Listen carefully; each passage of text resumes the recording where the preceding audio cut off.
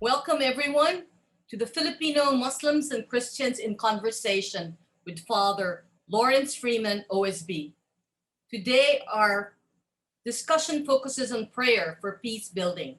My name is Chicky and I'd like to take you through a brief rundown of the agenda for this afternoon, at least here in Manila this afternoon and morning in other parts of the world.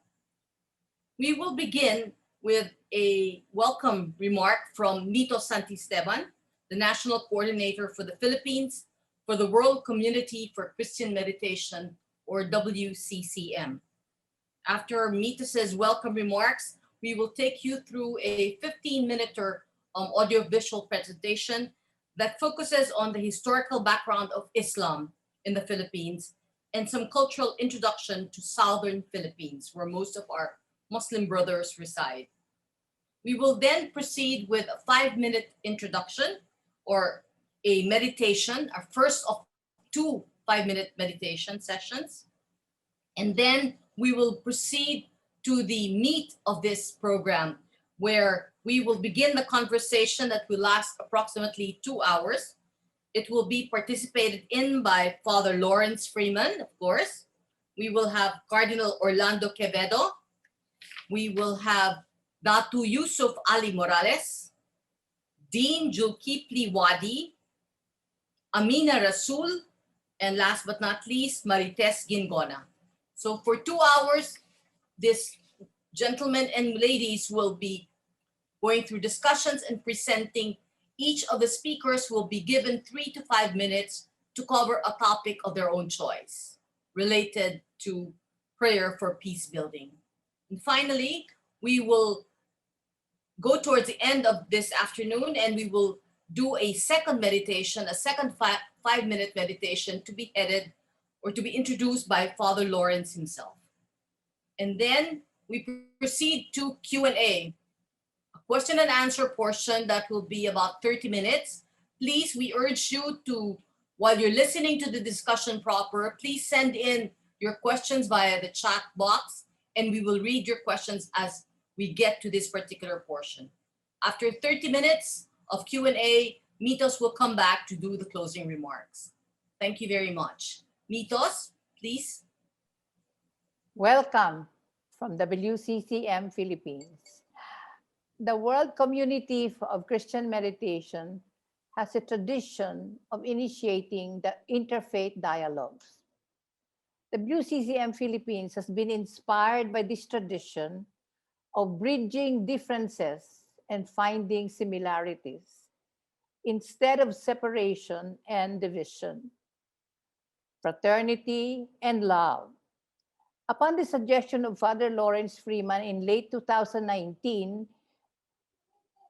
and inspiration from Pope Francis on Fratelli Tutti, a small group of meditators studied the videos of past dialogues on Muslims and Christians with the Dalai Lama, all seeking that common ground for peace.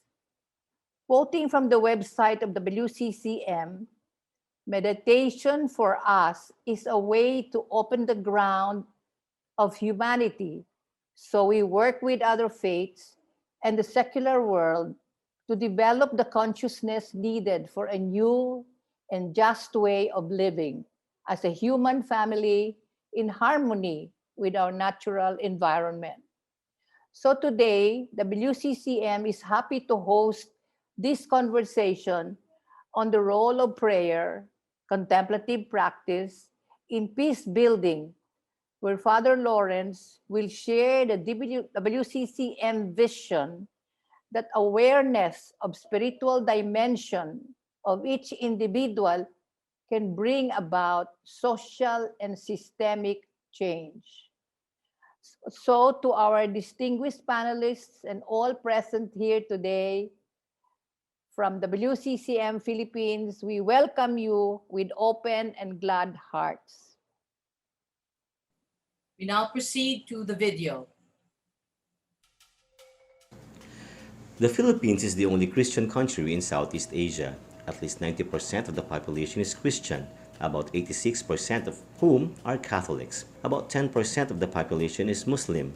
The majority live in southern Philippines, Mindanao, Palawan, and the Sulu archipelago. Despite being rich in natural resources, that region has remained underdeveloped. Moreover, military operations against Muslim separatists in some areas have disrupted the people's lives. In search of a better life, groups of Muslims have migrated to more prosperous and peaceful parts of the country. Many have settled in Metro Manila, where they continue to struggle for social and economic upliftment amidst the Christian populace. Islam predates Christianity in the Philippines by 200 years. The oldest recorded monotheistic religion in the Philippines, it first reached Mindanao in the 13th century. It was brought by Muslim traders from the Persian Gulf, southern India, and several sultanate governments in the Malay archipelago. These traders, while waiting for a good moon for sea travel, stopped over at the Sulu archipelago and Hulo. They settled in local communities, married local maidens, and raised families. In the late 14th and early 15th centuries, they were followed by Muslim teachers and missionaries. In 1380, the first Islamic missionary, an Arabian trader by the name of Karim al-Makdum, built the first mosque in Simonul Island in Tawi-Tawi, the southernmost part of the Philippines. A mosque still exists in the area today, and Makdum's tomb remains a pilgrimage site. Between the 12th and 16th centuries, Islam gradually spread around the world. In the Philippines, these 400 years were also a time when many were converted to Islam, not by conquest or violence, but by a gradual acculturation process. The Muslim settlers brought not only their religion and architecture, but also their political system. By the mid-15th century, sultanates were established in Mindanao and Sulu. Half of Luzon, or northern Philippines, including the current capital, Manila, were subject to the various Muslim sultanates of Borneo. Before the arrival of Muslims, the southern islands of the Philippines were populated by Lumads, or indigenous people of Austronesian origin. They were diverse ethno-linguistic groups living in small autonomous communities practicing animism. Some of these communities were gradually Islamized, some were later Christianized, while some remain non-Muslim and non-Christian to this day. Today, Muslims in the Philippines are composed of 13 ethnic groups or tribes. Each takes pride in its own language, history, culture, and identity. Thus, Muslim Filipinos traditionally have not been a closely knit or allied group. In addition to being divided by different languages, political structures, and economic levels, the separate groups also differ in their degree of Islamic orthodoxy. Internal differences among Moros in the 1980s, however, were outweighed by their common history in relation to non-Muslims and by shared cultural, social, and legal traditions. Despite their differences, a sense of united identity has been forged among Muslims out of their ongoing struggle as a minority group and their desire to reclaim their Moro homeland. Muslims in the Philippines take pride in their 400-year-long resistance against the Spanish, American, and Japanese colonizers. In 1565, 44 years after the expedition of Ferdinand Magellan, Miguel Lopez de Legazpi arrived at Panay Island and started to Christianize the inhabitants of Visayas and Luzon in the name of King Philip of Spain. In the decades that followed, the Spaniards quickly converted more of the Philippines to Christianity through the sword and the cross. They used the Christianized natives of Luzon and Visayas to fight the Moros and colonize Mindanao. But when they tried to extend both their rule and their religion to Mindanao and Sulu, they encountered strong Muslim resistance. In retaliation, the Muslims terrorized the Spaniards by frequent raids of Christian communities. They looted, took women captives, and made slaves. The Spanish-Moro Wars lasted 320 years until 1898, when the Spanish-American War broke out and brought the Americans to our shores. Initially, the Moro viewed them as allies. But when the new colonizers began to implement rules to cut the Moro foot to fit the American shoe, the Moros fought back fiercely. These led to the Moro-American War in the early 1900s, the bloodiest engagement of the Moro Rebellion.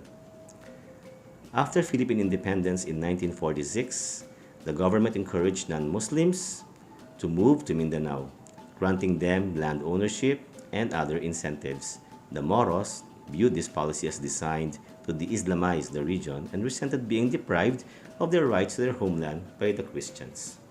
Years of bloody struggle followed. Just like other Muslim nations in Southeast Asia, the national identity of Filipino Muslims was shaped by Islam and further impacted by their struggle against colonialism.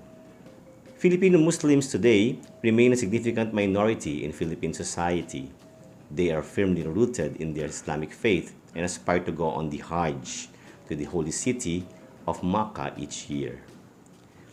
In most Muslim communities, there is at least one mosque from which the muhaddin calls the faithful to prayer 5 times a day. An imam or prayer leader leads the recitation of Arabic verses from the Quran, following the practices of the Sunni sect of Islam common to most of the Muslim world. Like Catholics, Islam in the Philippines has absorbed indigenous elements and include pre-Islamic customs in ceremonies, marking rites of passage such as birth, marriage, and death. All Muslims in the Philippines share the essentials of Islam, but specific practices vary from one moral group to another. Although Muslim Filipino women are required to stay at the back of the mosque for prayers out of the sight of men, they are much freer in daily life than are women in many other Islamic societies. The early 1970s saw the arrival of a growing number of foreign Muslim teachers in the country. More Filipino Muslims traveled abroad for the Hajj or to study in Islamic centers in the Middle East. They returned revitalized in their faith and determined to strengthen local ties with the international Islamic community. Many new mosques and religious schools were built for young Muslims to learn the basic rituals and teachings of Islam and read the Quran in Arabic. A number of Muslim institutions for higher Islamic studies have also been built around the country, such as the Jamiatul Philippine Al-Islamiyah in Marawi. Manila, the nation's capital and the melting pot of cultures in the Philippines, is home to a major center of Islamic faith. In the commercial district of Quiapo stands the Golden Mosque, or Masjid al-Dahab, built in 1976. Designed in the classic style of Muslim architecture, it also showcases the ethnic art of the various Muslim tribes and houses an Islamic library and school.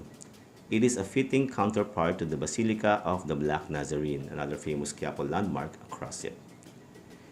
The Philippines observes two national holidays honoring the country's Islamic heritage. One is Eid al-Fitr, or Feast of the Breaking the Fast, which is the end of Ramadan. The other is Eid al-Adha, or Feast of the Sacrifice, which commemorates the willingness of Abraham to sacrifice his son Isaac as commanded by God. Festivities in public places during these holy days of Islam have raised popular awareness of Islam among the Christian urban populace. On August 10, 2018, after decades of attempts by the Philippine government to forge a peace agreement with Muslims in the South, a basic structure of government for the Bangsamoro Autonomous Region in Muslim Mindanao, or BARMM, was officially established. However, tribal competition continues to complicate the task of coalition building in the regional government. Moreover, the presence of militant Moro groups affiliated with the Islamic State now pose a grave danger to the citizens of the BARMM and threaten to wreak havoc on the peace process. At the same time, there is a growing awareness, especially among educated Muslims, of the need to live the true teachings and ideals of Islam. They are initiating peaceful relationships through mutually respectful and harmonious dialogue. Their Catholic counterparts have been supportive of their endeavors. The historic Abu Dhabi document on human fraternity and world peace and living together that was jointly signed by Pope Francis and Sheikh Ahmed El Tayeb, Grand Imam of Al-Azhar, and Fratelli Tutti, the encyclical letter of the Holy Father, encourages Catholics in the Philippines to reach out to Muslims in the spirit of dialogue. The Holy Father's recent visit to Iraq signals to Christians and Muslims alike that we must live as brothers and sisters if we are to hope for a better future for all in our shared earth community.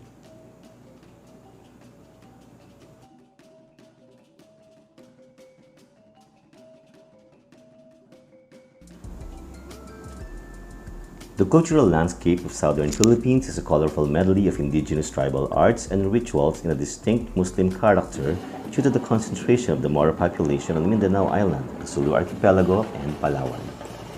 This cultural milieu, shaped by strong indigenous people's traditions, overlaid with Islamic beliefs and practices, is in sharp contrast to the predominantly Christian culture of the lowlands of Luzon and Visayas Islands in central and northern Philippines. For example, Magjin, an elaborate healing dance ritual among the Bagjao of Tawi-Tawi, has its origin in indigenous animism and magic, but the inclusion of prayer reveals an Islamic orientation. Jinn is a spirit of lower rank in Arabian and Muslim mythology. The dance ritual is led by a respected religious person to ward off illness or bad luck and fulfills psychological and disciplinary functions in the community. It is usually performed on the 14th full moon based on the belief that spirits frolic in the moonlight. Other art forms typical of southern Philippines that reflect Islamic artistic values and ideals with indigenous elements are architecture, weaving, pottery, sculpture, and metal craft. While there is no formal instruction, everyone is encouraged to produce beautiful objects for everyday use, utilizing inherited techniques and traditional designs. The characteristic artistic impulse has been described as a passion for profuse ornamentation. This is expressed in perennial geometric patterns and motifs like leaves and flowers and other symbols whose meanings are deeply rooted in Hindu-Islamic traditions and ancient beliefs. Ukil or okir, a particular curvilinear design akin to arabesque used in floral, tree plants, or serpent designs, is used to decorate every conceivable object, from weapons to household utensils, grave markers, musical instruments, wall covers, and garments. The most important ukil motif is the tree of life, which is associated with fertility or prosperity and symbolic of life and paradise in Sufism. Other common motifs are SARIMANOK, a mythical bird holding a fish in its claws or beak, and burak, derived from a sphinx-like creature with a woman's face, mule's body, and a peacock's tail. According to Muslim legend, the Prophet Muhammad passed through the 7 layers of heaven mounted on burak. Vibrant performance arts like martial arts, dance, and music are also learned through routine exposure in community events and festivals. The dominant indigenous dance style is called igal or pangalay, which in Sanskrit means gift or offering. It apparently originated from Indian temple dances and bears close resemblance to the classical dances found in Bali and Thailand. Antedating both Islam and Christianity in the Philippines, it serves as a unifying force among the various ethnic groups in southern Philippines and is a living link to our Asian neighbors. Pangalay does not belong to any religion and can be done by anyone and everyone in the community, whether on the front porch, on the beach, or on a houseboat. Slow, flowing, and meditative in mood, it is performed to the beat of native metal gongs or bamboo instruments. Its undulating arm movements mimic the natural environment, such as the rhythm of the waves, the wind, and the flutter of birds' wings. The dancer's serious face and downcast eyes convey an attitude of interiority rather than catering to the audience. It speaks of the Filipino soul we inherited from our pre-colonial ancestors, sensitive, close to nature, and open to the spirit. This particular Pangalay dance choreography, BIRADALI, or Fairy Angel, is based on an indigenized version of a Southeast Asian fairy tale about a supernatural half-bird, half-human called Minora. Fairies, according to Sulu folklore, come down to earth during rain showers by crossing the rainbow. Nowadays, Pangalay movements are adapted to non-traditional beats and creative costumes for street dancing competitions during festivals. Innovations due to the influence of Western pop music make it more appealing to the younger generation. But there is also the danger of its innate qualities being swept away by globalization. How to preserve traditional culture and put it in the service of unity, peace, and prosperity is an ongoing aspiration of the region's leaders, and one we must all share as Filipinos.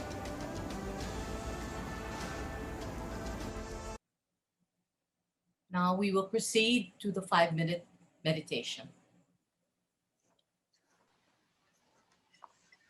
Heavenly Father, open our hearts to the silent presence of the Spirit of your Son and lead us into that mysterious silence where your love is revealed to all who call. Maranatha. Come, Lord Jesus.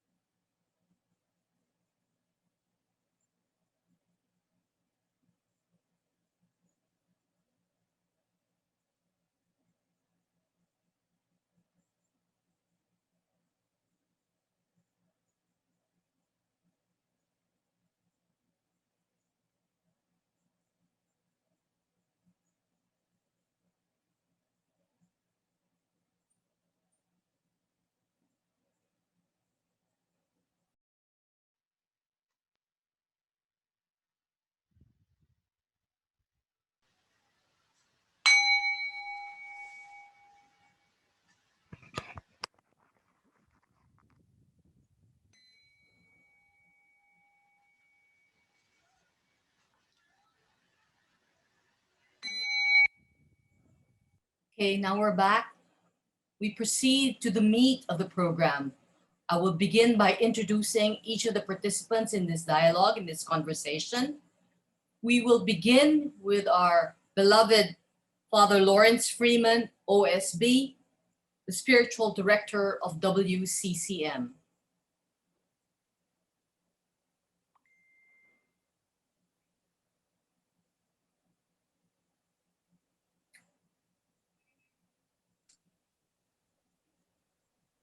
Father Lawrence, Yes, good afternoon, good morning good afternoon from Manila. I'm introducing the panel members now. thank you very much. Sorry, I had a little technical difficulty at the beginning, but it's good to be with you.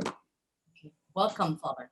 Thank you. The next member of the panel is Cardinal Orlando Quevedo, the retired Bishop of Cotabato. Today, Bishop Quevedo will be talking to us about his experiences with Bangsamoro, as well as Mary or Mariam in the ministry in Cotabato, where he has spent a lot of years and a lot of experience regarding that part of our country. The next member of the panel is Datu Yusuf Ali Morales, the former commissioner of the National Commission on Muslim Filipinos and now the lead convener of the Consortium of Peace Builders. Welcome, Yusuf. Yusuf will talk about the indigenous roots of Islamic spirituality and peace building in the Philippines. Next is Dean Julkipli Wadi, former Dean of the Institute of Islamic Studies of the University of the Philippines, where he remains to be a professor to this day. Dean Wadi specializes in Islamic spirituality, and today he will speak about the greater jihad and contemplative practice. Next, we go to Amina Rasul, President of the Philippine Center for Islam and Democracy. Amina has spearheaded the organizing and capacity building of Muslim women for peace building, and she has developed an Islamic peace education program together with these ladies.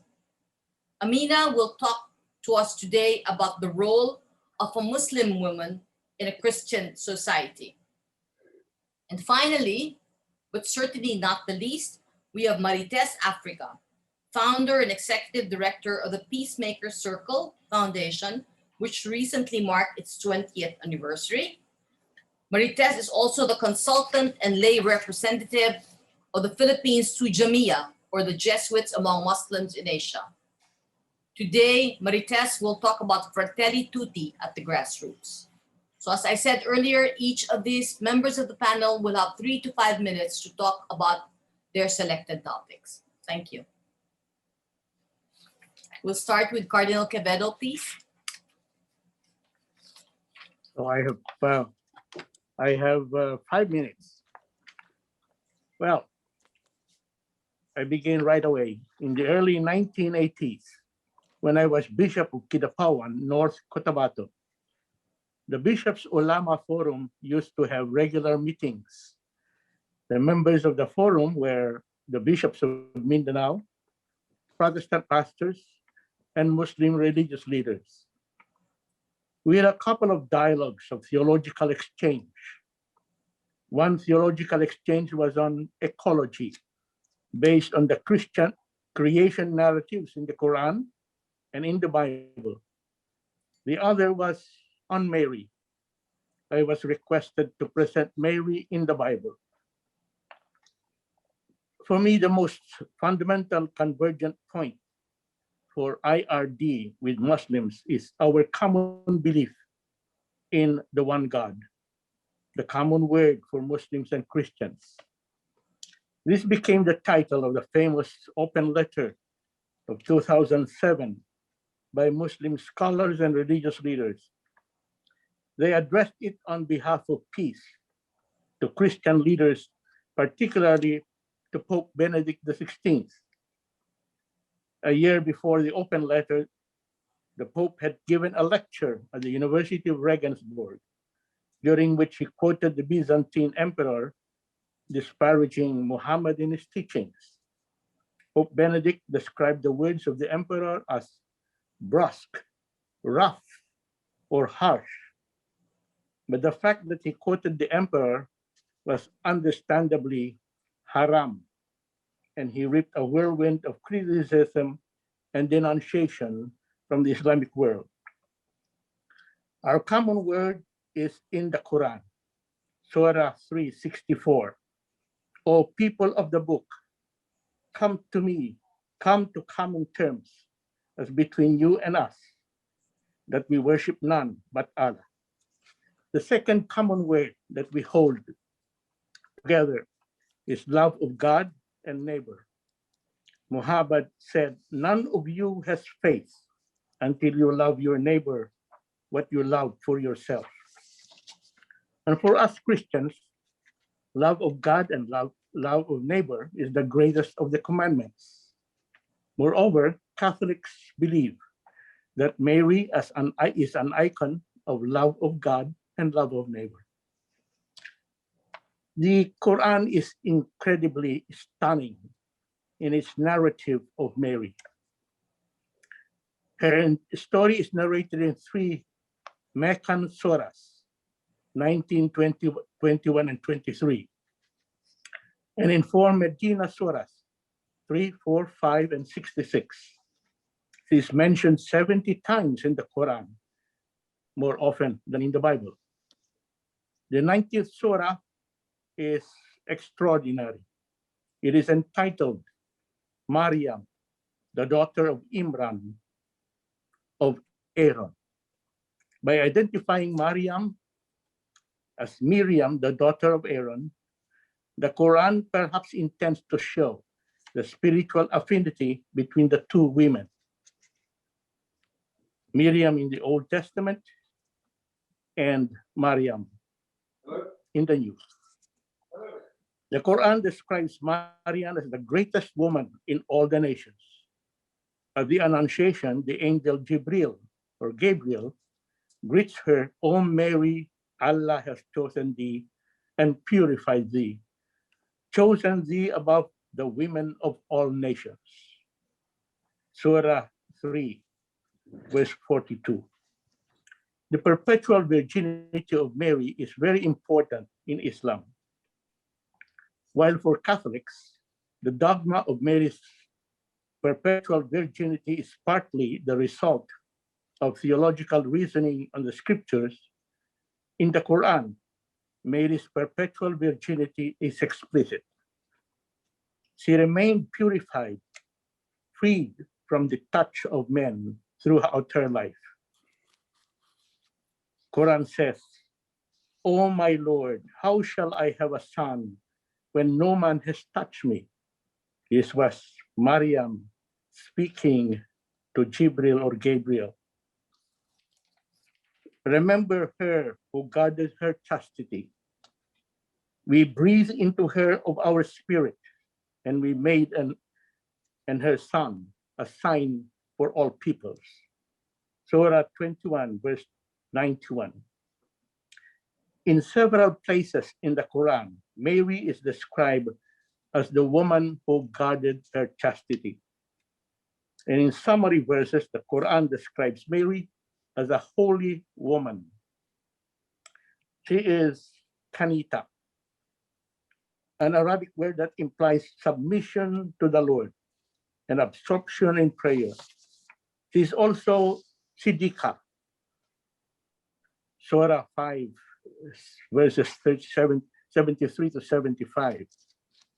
Siddiqa, a woman of deep faith and conformity with the truth. She believed completely and sincerely in the Lord. And further, Mary is Sajida and Rakia, a woman who prostrates herself in worship and bows down in prayer. She is Tahira, a woman who was purified. And finally, in the Quran, Mary is described as Mustafiya, a woman who was chosen. So we have in the Quran a very dignified and extraordinary description of Mary. Mary, ever virgin, purified and chosen, one in whom Allah has breathed of his spirit, a woman of profound and lively faith, of worship and prayer, the greatest above all women of creation, who gave birth to Isa, Jesus, prophet and Messiah, and protected and nourished him in the wilderness. Such is the startling and glorious image of Mary in the Quran. Doctrinal beliefs between Muslims and Christians remain fundamentally different regarding the nature of God, the nature of Jesus, original sin. For Islam, there is no original sin and therefore no immaculate conception for Mary, the nature of redemption and resurrection, Mary as Mother of God, and many other doctrinal differences. But there are also fundamental convergences, such as Mary, a woman of profound faith, absorbed in prayer, a woman of deep piety, submissive and obedient to God's will. Such convergences in belief are the basis of interreligious dialogue for peace and harmony among Muslims and Christians, especially in southern Mindanao. And I would like to add this, that in the dialogue of life, one of the most privileged places would be the Notre Dame schools all over southern Mindanao, in Sulu and Tawi-Tawi. One of our speakers, Joel Kipley, graduated from the Notre Dame Boys Department of Hello. The chair of the Bangsamoro Parliament now studied for 4 years at Notre Dame University. One of the peace panel's members of the Moro Islamic Liberation Front was my own student in Notre Dame University. But at the Notre Dame schools, all the Muslims and Christians, all the students sing the same song, Notre Dame, our mother, a tribute to Maryam in the Quran and in the Bible. Maryam is therefore, for me, a person of convergence for interreligious dialogue for peace in southern Mindanao. Thank you for your listening. Thank you so much, Cardinal, for such a beautiful, beautiful talk. Totally an eye-opener for many of us, I'm sure. Now let's move on to Datu Yusuf Ali Morales, as we said, a former commissioner of the National Commission on Muslim Filipinos and lead convener for the Consortium of Peace Builders. Datu Yusuf. Thank you very much. Bismillahirrahmanirrahim. Alhamdulillahilladzi alamal bil kalam, alamal insana malam ya'lam, wassalatu wassalamu ala Rasulullah wa ala alihi tahirin washabihi muntajibin. In the name of God, most merciful and most compassionate, thanks be to God who has created man and who has created knowledge which man does not know and what he knows. Salutations of peace towards the master of all prophets, Prophet Muhammad sallallahu alaihi wasallam. And assalamu alaikum. Magandang hapon po sa inyong lahat. Allow us to share a few thoughts about indigenous Islam in the Philippines, which has been part and parcel of Philippine culture and spirituality. Islam has always been a mosaic and not a monolith, meaning it always in every civilization and culture is an amalgamation of beliefs from a previous religious tradition of a people. When Islam comes in, it envelopes it and Islamizes it. In the context of the Philippines, especially in Mindanao, this is known as ilmu sa kamaasan, ilmu sin kamaasan, ilmu agog matoa, the knowledge of the ancients, meaning this is indigenized Islam. Now, the type of spirituality that our ancestors and some of us who still practice it today believes in the concept that in order to be fully one with God, one must be able to be one with nature. But this is based on three principles. Paglasa, kasi lasa, love for humanity, love for neighbor, and love for the environment, which translates into how one would ethically engage with others. The second is the importance of contemplative religious practices, which is reflected in several types of rituals that Filipino Muslims from days bygone up to now has been doing. Among them is, uh, I would use local terms, the pagdag habod, going up to the hills to perform contemplative meditation, which is normally manganal, thoughtfully contemplating and meditating. The process of pagjikil or berzikir, which Muslims would try to recite the different names of God. There are 99 names of God that is mentioned in the Holy Quran. And Muslims recite this as, the nearest term is mantra, so that while they recite these names, this is one way of trying to assimilate that particular nature of God's name. An example is Ar-Rahman, which is the most merciful, and Al-Rahim, which is the compassionate. Um, the Kamaasan would recite these names 99 times, 100 times, as how the tasbih or the Muslim equivalent of a prayer bead, it would be done many times in the hope that this attribute of Allah, of God, would be assimilated.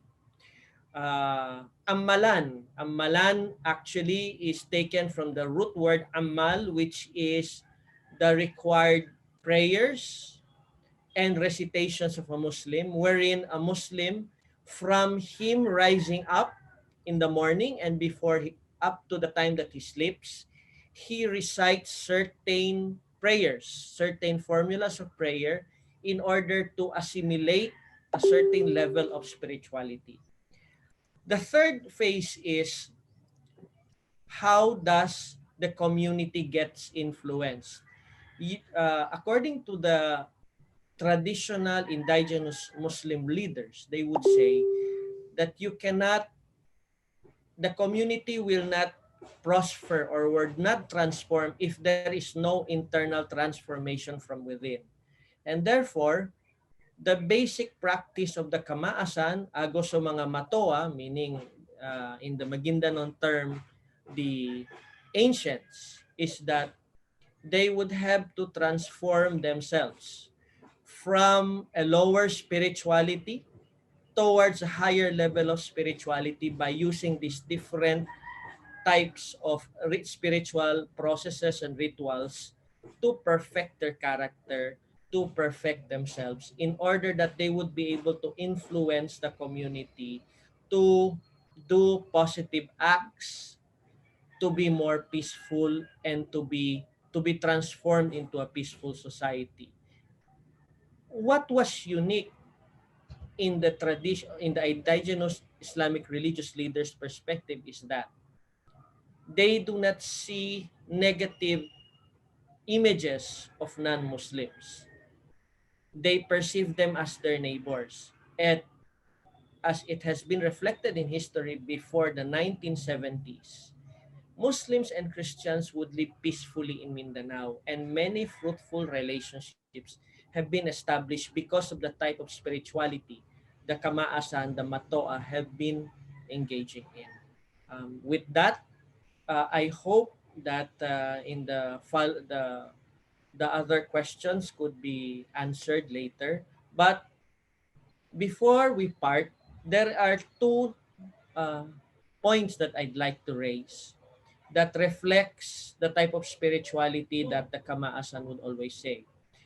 This comes from a hadith, actually, that has been referred to the Prophet, that has been mentioned by Baginda Ali, karamallahu wajah, saying that, man arafa nafsahu, fakad arafa rabbahu. Self-knowledge leads towards knowledge of God. The objective of contemplative prayer of the Kamaasan was to transform a person, which in their opinion would lead towards him influencing and transforming the community. Rather than delve into explanations, they would engage their students into experiencing this contemplative nature of spirituality rather than waste words explaining it to them. As one guru reminds, katan sin ilmu bang kahatian sin nyawa iban atay, jukup na panghati sinambuk mukali. All knowledge, when understood by the heart and the mind and the soul, is enough understanding for a simple person. With that, maraming salamat. Magandang hapon. Assalamualaikum. Thank you so much again for a very enlightening talk, Yusuf. Now we move on to Dean Julkipli Wadi, former Dean of the Institute of Islamic Studies of University of the Philippines. Dean Wadi. Thank you very much. First of all, I'd like to thank the WCCM for the invitation. It's also an honor to be with Father Lawrence Freeman. And I'd like to also extend my thanks to Cardinal Quevedo for remembering me particularly as an alumnus of the Notre Dame of Voice Department in Holo. It was quite nostalgic on my part when I met for the first time Cardinal Quevedo in Rome when they invited us for a lecture at the Pontifical Institute. So I still remember then Priest Quevedo and now Cardinal Quevedo. Thank you, Cardinal. The task given to me is to say a few words about greater jihad and contemplative practice. On the surface, probably everyone knows heard, and it probably carries some, impressions. But this concept, greater jihad, is a spiritual concept. It is deeply embedded in the tradition of contemplative practice in Islamic thought. In fact, there's a whole range of practices in Islam, particularly of tasawwuf or mysticism. It is an entrenched tradition that has been spread in many countries since then until our time. So there is a specific discipline precisely on Islamic mysticism, with which discussion like jihad is profoundly, explained. But the importance, I guess, of the term greater jihad in relation to the theme of we adapt today, the role of prayer in contemplative practice in building peace, is that we have to break down first concept. Concept greater jihad is actually rooted in the traditions of Prophet Muhammad. Accordingly, when after their expedition in Syria, they went back to Makkah or Medina, and the Prophet said, "We are done with the lesser jihad. We have to return to a greater jihad." And some Sahaba asked, "What is greater jihad?" Then it means, accordingly, it is the struggle against the self. It is greater because the hardest enemy to combat against is the self. It's not the other or nemesis or enemies, but it is ourselves. The reason being is that self is is innate in the nature of man, and that accordingly there are levels of the self in man. There's the lower self or the higher self. The lower self would drag us down and would tend to make us carry animalistic traits.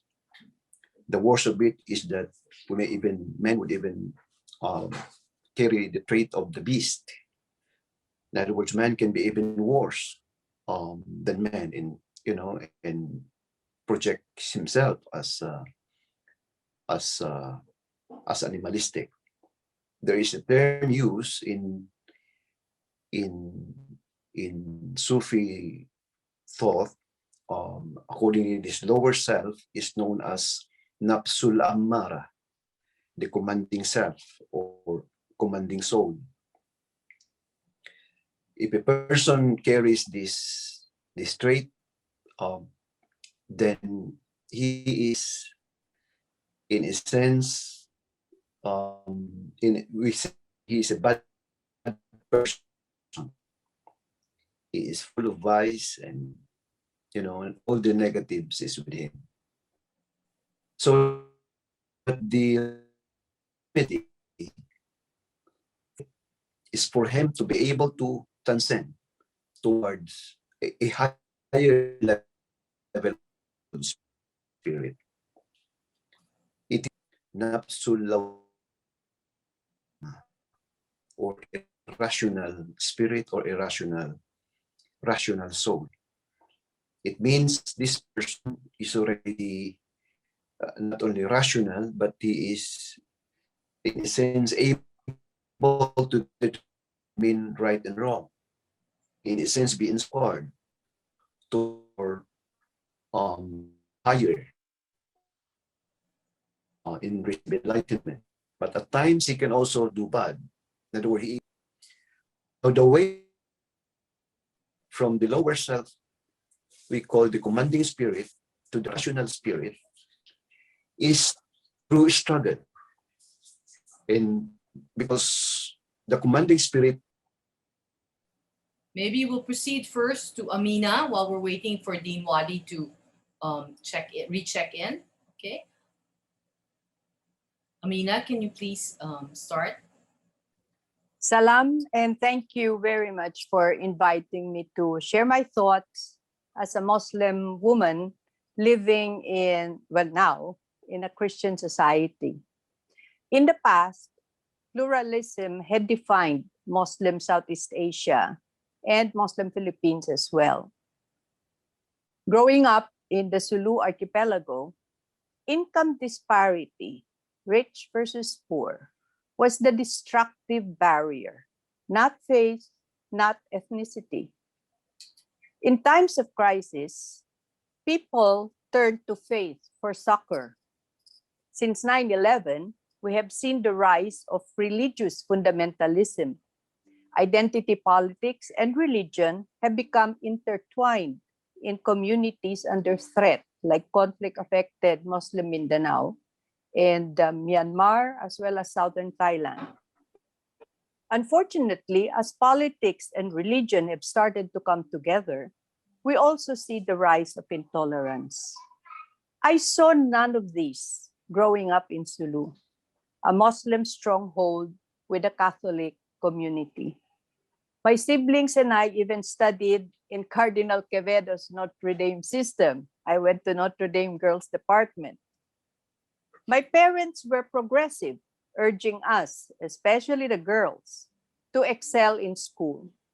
They supported my entry into school politics, among others. My brothers, who were musically inclined, joined the band, and that was okay. The girls were the competitive ones. My parents, particularly my mother, also embedded in me the spirituality of Islam per the practice of kamaasan, as Yusuf had described. Especially in times of doubt or trouble, we should take time to commune with God, my mother always said. Interestingly, she always appeared to all of her children as a very serene woman with such a sense of peace and certainty. And this she attributed to her daily communion with God.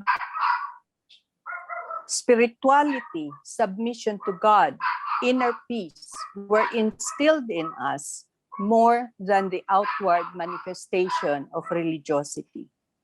This helped when I started to face discrimination after leaving Sulu in 1970 to study and then to work in Manila.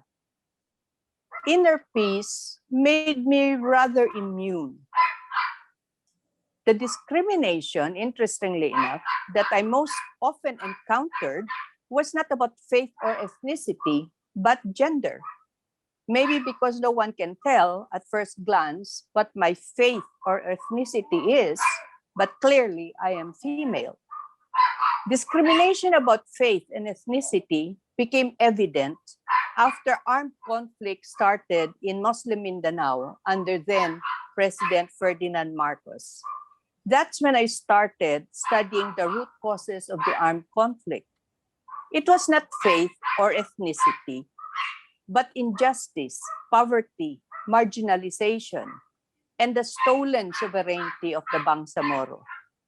The war against the Philippine state, waged by the Moro National Liberation Front first, and then followed by the Moro Islamic Liberation Front, finds its roots in the centuries-old struggle against conquest, marginalization, poverty, and the undemocratic regimes that we had suffered from.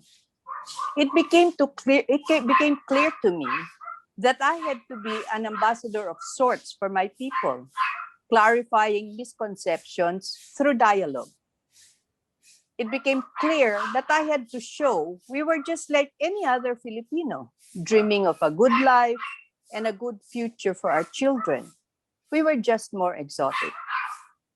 Post 9/11, matters have become even more complicated. We have seen the growing forces of fundamentalism, which has reshaped our communities, even in the West. As paranoia rose following the association of terrorism with Islam, Muslims have turned inwards to faith. And it is in the arena of faith that we too must turn. This is where interfaith dialogue becomes effective to support pluralism in our communities.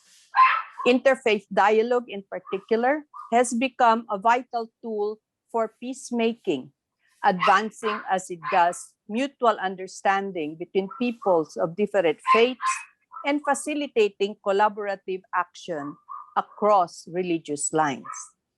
The very essence of pluralism calls for meaningful dialogue between and among religions and not just tolerance. And for this, we thank leaders such as Cardinal Quevedo for the work that they have done over these past decades in helping us secure the peace. We in the Philippine Center for Islam and Democracy have reached out simultaneously from sincere interfaith dialogues at grassroots, as well as at the national level, knowing this will generate more synergy for establishing a just peace and a truly pluralistic society to ensure that interfaith coexistence and collaboration are not mere rhetoric on the national stage or the global stage, but will be alive and well at the community level where we are. As a result of our work, I was one of the early supporters of a common word. And this led to my invitation by Prince Gassi to be part of a panel of 20 Muslim leaders to meet with Pope Benedict at the Vatican in 2008. We need to secure the rights of all groups, regardless of sex, faith, or creed. But first, we need to accept and love our neighbors, as a common word states, to strengthen our community's acceptance of and respect for the other. and thus securing a just and lasting peace. We should build on that commonality and not dwell on what differentiates us. Thank you. Thank you so much, Nina. Thank you so much for your very exhaustive stories. I now turn you over to our last but not the least, certainly, Marites, Africa, to talk to you about Fratelli Tutti from the grassroots. Yes, thank you, Chiki. Greetings of peace from Manila, Father Lawrence, and distinguished guests and fellow participants. It is a joy and a privilege to be in conversation with you. I am lay Catholic, and I have been engaged in the field of interfaith dialogue for 23 years. When I first started in 1998, interfaith dialogue was not yet well known, and the challenges were many and difficult. I learned early enough that the biggest challenge that I've had to face was fear. I experienced this fear even among fellow Catholics when faced with the prospect of relating with those who did not share our Christian faith, like the Muslims. From the reactions of some relatives and friends to my involvement with Muslims in dialogue, I learned that this fear comes from a deep-seated belief that our Christian faith or Christianity is the only path to salvation, and that engaging in dialogue with non-believers could lead us astray or away from the right path and towards eternal damnation. Another reason for this fear is perceiving Muslims in negative light from ignorance of their culture, practices, and beliefs. I remember from my childhood when I was in Mindanao, when Muslims were called Moros. At the time, it was a pejorative term that was used to frighten us into obeying our elders. So Muslims, being a minority in this country, have been struggling for their right to self-determination for a very long time. Those who aspired for better, more prosperous, and peaceful lives have fled their southern homeland, Mindanao, to settle in other areas, other places in the country.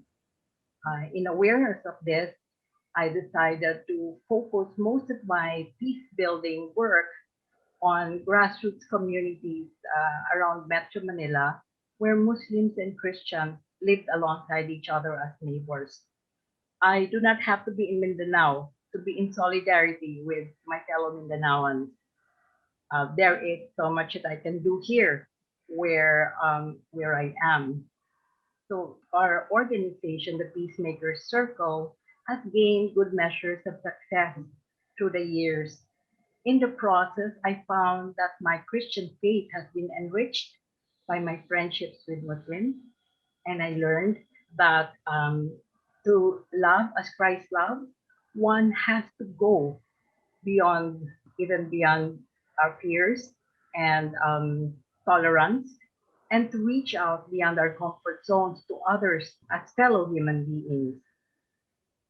Fratelli Tutti, the encyclical letter of our Pope Francis, furthers the radical call that he made in Laudato Si, a call for us to see ourselves not only as sharing a common home, but also sharing a common responsibility for the well-being, for each other's well-being, even in our diversity.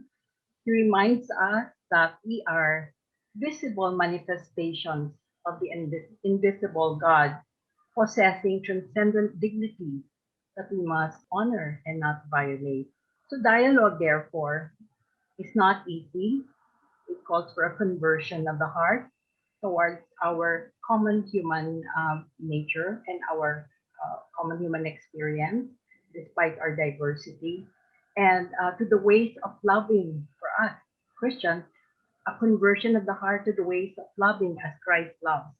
And this is not easy, takes time, but I'm very grateful to Pope Francis for issuing that radical call and taking action that guide us towards that direction. So as an interfaith peace builder, a practitioner, I am inspired by his example, and I'm encouraged to carry on in promoting relationships of mutual respect, understanding, and cooperation among peoples of diverse cultures and beliefs. So this is all for now. Perhaps later we can carry on if you're more interested in going deeper in the conversations with Father Lawrence. Thank you you for so much. Thank you very much, Marites. Now, we will give Dean Wadi a few minutes to complete his talk that was earlier cut off by some technical interruption. Dean Wadi, please. I Yes, don't know how much of my earlier talk was viewed, but what I was saying earlier was I was expressing my thanks and gratitude to WCCM, to Father Lawrence for this conversation, and also to Bishop Quevedo. And the topic given to me is the concept of greater jihad and contemplative practice. There is a discipline, in fact, in Islamic thought that is called Islamic mysticism, or sometimes referred to as Sufism or Tasawwuf, that speaks of the traditions of prayer, meditation, contemplation, witnessing, and many more. But in relation to the concept of greater jihad, I think the significance of correlating or connecting the idea of greater jihad to contemplative practice, including the building peace for spirituality and spirituality, is that the concept is embedded in the traditions of Prophet Muhammad. Accordingly, that after their expedition in Syria, then they returned to Medina or Makkah, and he said that we are returning from lesser jihad to greater jihad. And the Sahaba asked, or the companions asked, what is the greater jihad? That is the struggle against the self. It is a greater jihad because the self is the greatest enemy to combat with. In Islamic thought, the self has certain levels. In these levels is submerged in our own human nature. There is a kind of a leveling or hierarchy of this self or soul. The lower is called Nafsul Ammara, or commanding spirit or commanding soul, wherein if we are gripped with this type of spirit, then we are being dragged down even lower than our human traits, possibly close to the traits of animals or the beast. So all the negative traits could be lodged in this person if he is gripped or controlled by the lower self. So that the remedy to that is for him or her to transcend to the higher self, that is called rational spirit or rational soul, or nafsul lawama. A person who is in this stage is mediated between two states, wherein he or she could already distinguish right and wrong. Then, however, he has the tendency to deviate or to even change course from either being good or being bad. So in other words, he still needs to soar high to the highest level of spirit, and that is called nafsul mutmainna, a soul at peace. Now, the process of undergoing the transition from the lower self to the higher self is through greater jihad, or jihad akbar. In other words, greater jihad can be viewed as a method of transcending from lower self to the higher self. So that when a person reaches that stage of nafsul mutmainna, or soul at peace, it is where that one receives full enlightenment. He is at peace with himself and at peace with the environment, at peace with God, most importantly.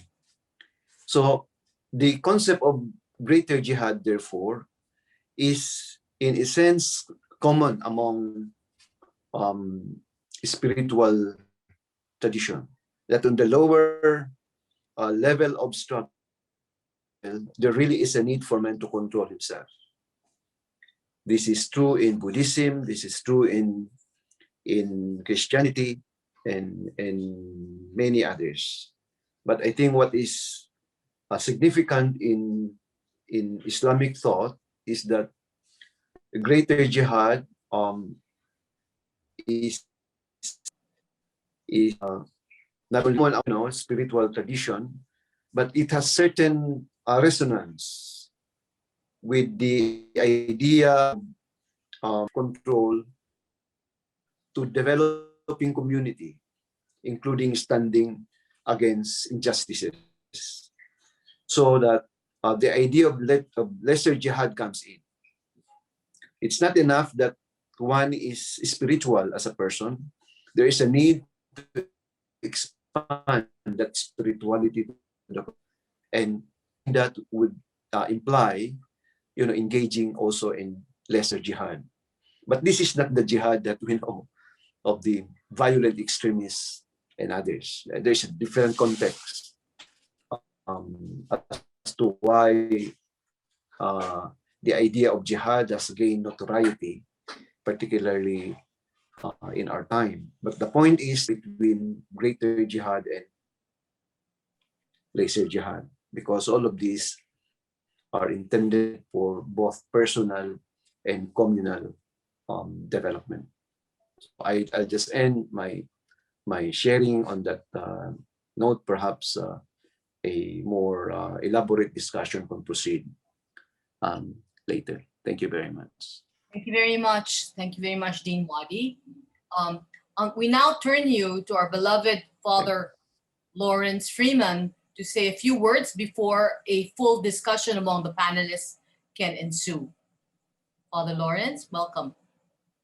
So thank you, Chiki, and thank you all, and thank you those who conceived of this wonderful meeting. So, Assalamu alaikum, the peace of Jesus be with us. I think this is so important that we have encounters like this, because we're passing through a time of immense global transformation, uncertainty, and potential disaster. But it's also a time of potential evolution, where humanity can break through into a new level of unity and a new level of wisdom, which the founders of all the great spiritual families throughout history have imagined, and which we, their followers, are rather slow to realize. So it's a wonderful moment, and I'm very grateful to our community in the Philippines for bringing this about. When Cardinal Quevedo began our conversation by talking about the place of Mary in the Quran, I was very moved, because it shows a deep reverence and insight for the scriptures of other faiths, how important it is that we are familiar with each other's scriptures, that we comment on each other's scriptures, and we listen to the commentary that comes from the follower of another tradition, because this gives us insight, new insight into our own tradition, as well as learning about others. And I'm very grateful to be able to learn by listening to you today. I'm half English and half Irish, or sometimes 100% Irish and 100% English. So my mother was Irish, and I was born and brought up in England. My father was English. And as I got older, I became aware of this combination, this very common in Irish, in Catholics in the United Kingdom, of course, because the majority would be from Irish backgrounds. But there's a huge difference between the Irish and the English mentality. And the Irish have suffered centuries of oppression and disgraceful colonization by England. However, there is a remarkable acceptance now. There's still tension, but there's been, of course, partly because of the intermarriage between the English and the Irish, which I think is a very important part of interreligious friendship, that there are individual couples from different traditions who marry and face the difficulties and the challenges of living out their love for each other within different traditions. Often religious institutions don't encourage that, but I think it's a minority of people who will be called to that. But I think it's a sign of a deeper marriage, the mystical marriage that I think Professor Wadi was referring to in his talk about the greater jihad. In different ways, of course, we come to live at peace with each other, with our differences. And if we cannot live in peace with other religious people of different beliefs and cultures, then there will be no peace in the world. Our first responsibility as religious people is to rigorously avoid not only external rejection and prejudice, but internal prejudice as well. We have to recognize within ourselves the first sign of superiority, the first sign of rejection or hatred. And if we cannot live at peace with each other sincerely from our hearts, there will be no peace in the world.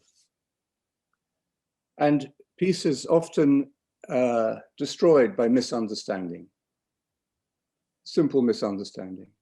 I was in York in February 2013, the same weekend that the news broke about Pope Benedict's talk at Regensburg, which ignited a huge reaction globally from many Muslims. I think misunderstanding his more academic and more intellectual kind of remarks as an affirmation of what the emperor had said.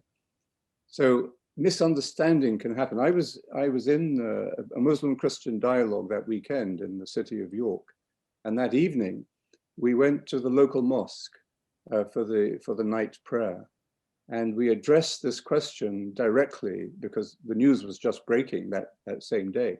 So we were able to sit on the floor in small groups and restore the understanding from the heart that had been broken by, had been destroyed or disturbed by the media. So the work of peace is a continuous struggle, a jihad against misunderstanding.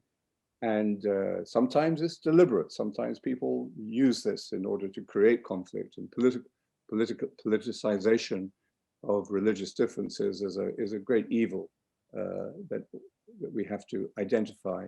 And any true religious person will have to be strong and brave enough to stand up and condemn that. But Muslims and Christians belong to the same family, the Abrahamic family. It's a great revelation, the revelation that God is one. But it's a dangerous revelation.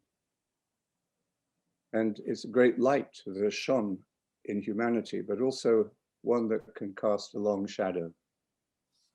And wherever there is light, there can be a shadow if there's anything that blocks the light. And the danger is that with our revelation of one God, Father and Mother of us all, that we can start to think about God as a jealous God, or as a tribal God, or as a God that only belongs, to my particular angle of faith.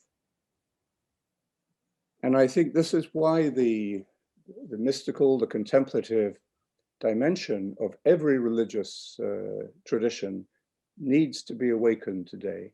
This is not an option. This is an urgent necessity. If the world is to find peace, religious people must be at peace with each other, respecting the differences as much as the similarities between them.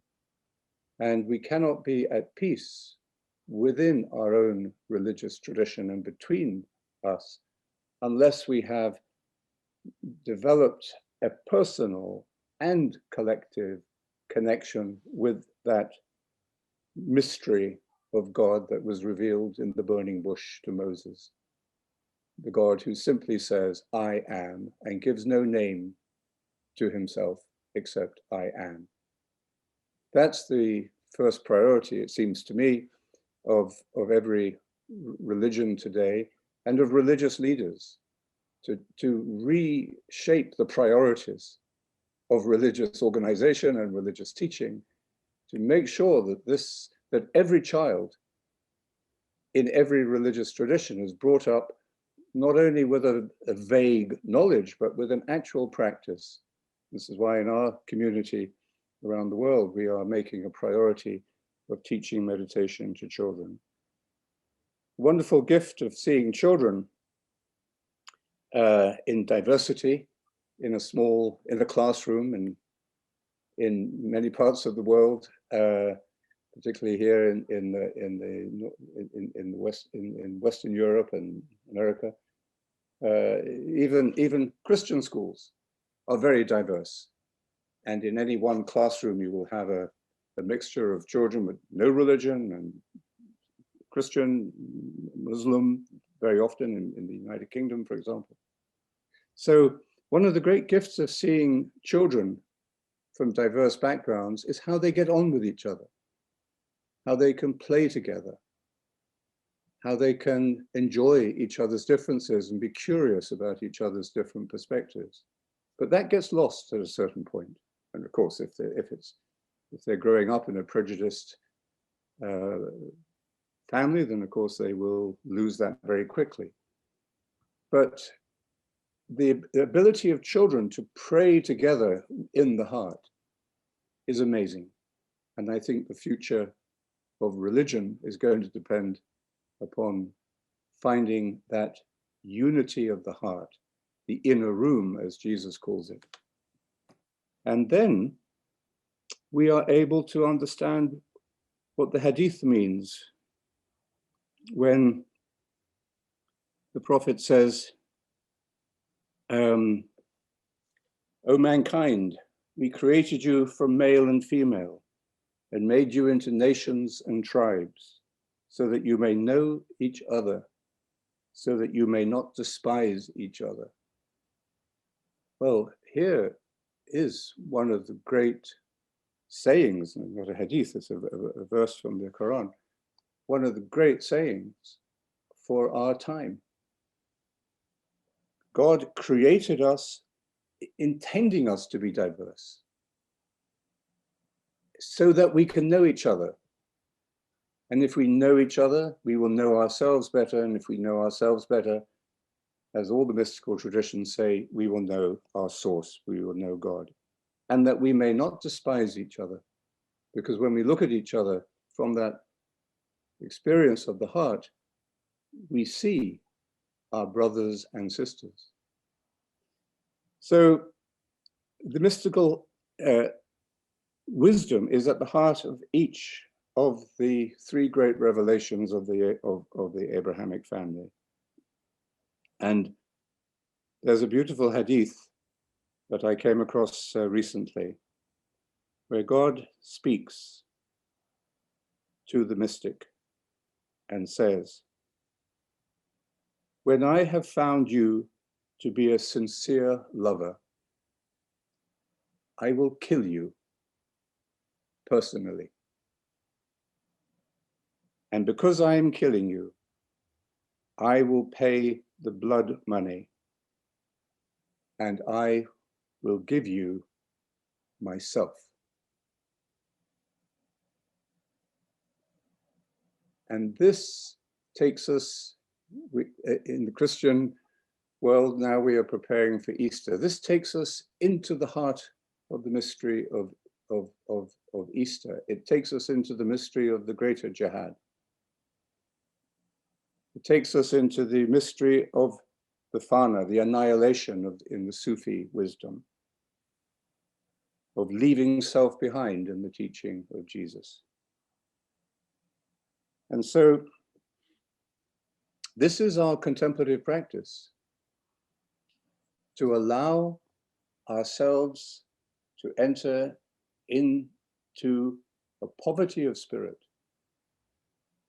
transcending the ego, which allows us to be loved by the gift of God's own self to us.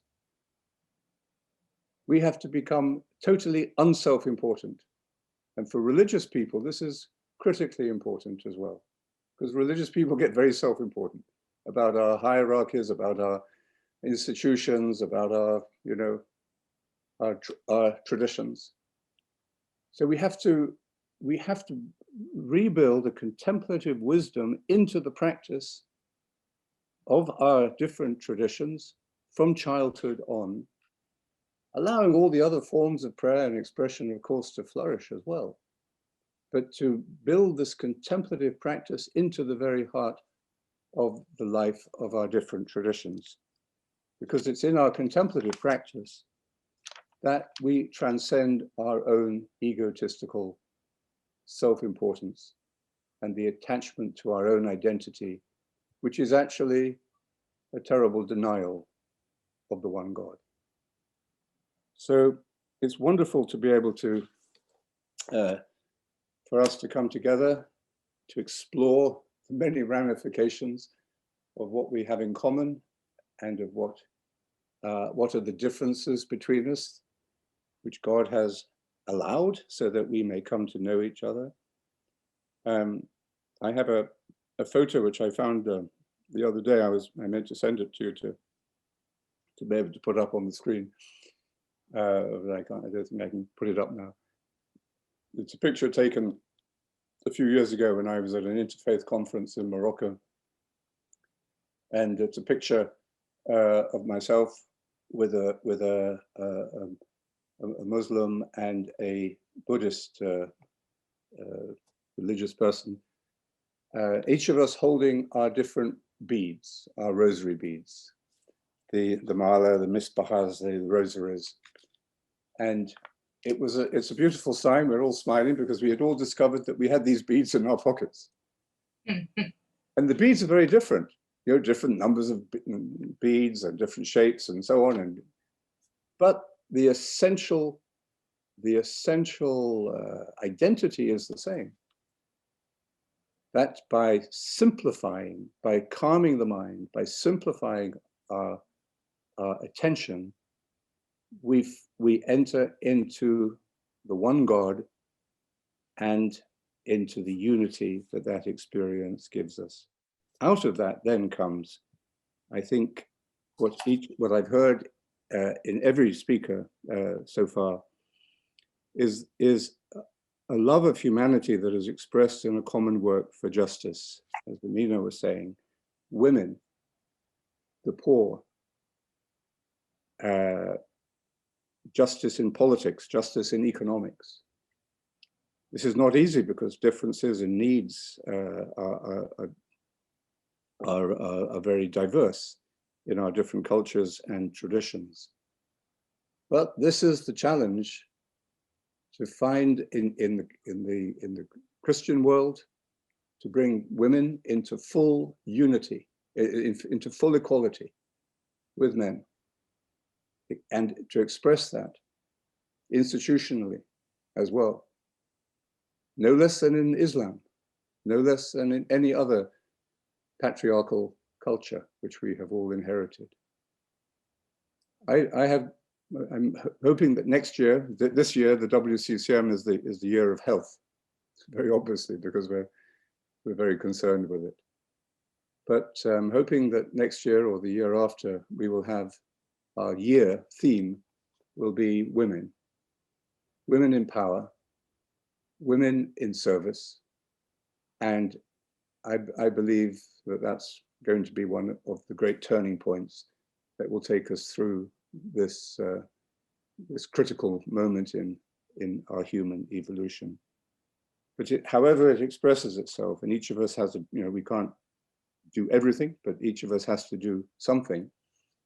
And I think this common work for justice and peace in our own areas, in our own particular areas of life, this is only possible sincerely if we have found the unity, the oneness that we find in the inner room, in our heart. And that's why our contemplative practice brings us together with such wonderful and extraordinary power. Thank you. Thank you so much. Thank you so much, Father Lawrence. We now open the floor for all the panelists and Father Lawrence to ask questions of each other. You may have some questions coming from the different talks that you heard a short while ago. Please feel free to ask each other questions.